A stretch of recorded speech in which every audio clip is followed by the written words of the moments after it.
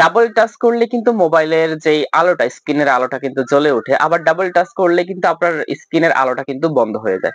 তো এইরকম আপনি আপনার ফোনে কিভাবে করবেন যে আপনি অনেক মানুষের ফোনে দেখেন যে তারা এভাবে স্ক্রিনের মধ্যে ২ টা টাচ করলো, স্ক্রিনের আলোটা জ্বলে গেল। আবার স্ক্রিনের মধ্যে ২ টা টাচ করলো, আবার আলোটা বন্ধ হয়ে গেছে। এভাবে মানে লক বাটনের উপরে চাপ কমবে।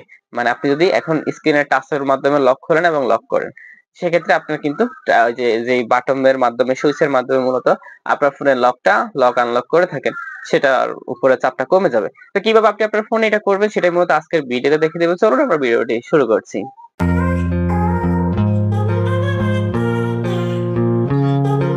এটার জন্য প্রথমে আমরা আমাদের যে সেটিংসটি রয়েছে সেটিংসে চলে আসব।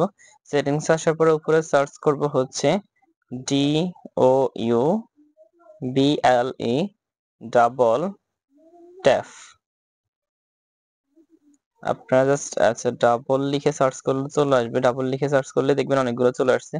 এখান থেকে আপনারা যেগুলো সিলেক্ট করবেন সেগুলো হচ্ছে দেখুন এখানে ডাবল ট্যাপ টু লক এই যে একটা অপশন রয়েছে, জাস্ট আমরা এখানে ক্লিক করব।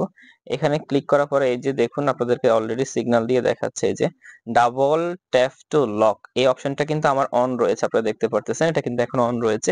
জাস্ট আপনারা এই অপশনটা অন রাখবেন, যদি আপনাদের অফ থাকে তাহলে অন রাখবেন, তাহলে কিন্তু আপনাদের এটা হবে। আচ্ছা যাই হোক, এই গেল একটা। আরেকটা হচ্ছে আরেকটা অপশন একটু নিচে আসলে আপনারা এখানে দেখতে পারবেন আপনাদের এখানে আরো একটা অপশন রয়েছে এই যে এই অপশনটাও কিন্তু আমার অন রয়েছে। আপনারা চাইলে এই অপশনটা যদি আপনাদের অফ থাকে তাহলে আপনারা এই অপশনটা এখান থেকে অন করে দিবেন। তাহলে এখানে কিন্তু ডাবল ট্যাপে আপনাদের যে ইয়েটা রয়েছে সেটা কিন্তু এখান থেকে অফ হয়ে যাবে। এটা হচ্ছে অফ এর জন্য। আর উপরে উপরে আমি যেটা দেখাইছিলাম একটু আগে এই যে এটা হচ্ছে অন এর জন্য, হ্যাঁ? এই যে ডাবল ট্যাপ টু লক এটা হচ্ছে লক করার জন্য আর ওটা হচ্ছে লক খোলার জন্য। তো আপনারা জাস্ট দুইটা অপশন এই দুইটা অপশন জাস্ট আপনারা অন করে রাখবেন। এই একটা অপশন আমি আপনাদেরকে দেখাইছিলাম। আরেকটা অপশন হচ্ছে এই যে নিচে আসলে আপনারা এখানে আরেকটা অপশন পাবেন।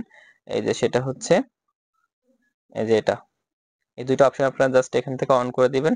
ওকে, তাহলেই হয়ে যাবে। আপনারা ডাবল ট্যাপে কিন্তু আপনারা আপনাদের যেই মোবাইলের যে স্ক্রিনটি রয়েছে সেটি অন অফ করতে পারবেন।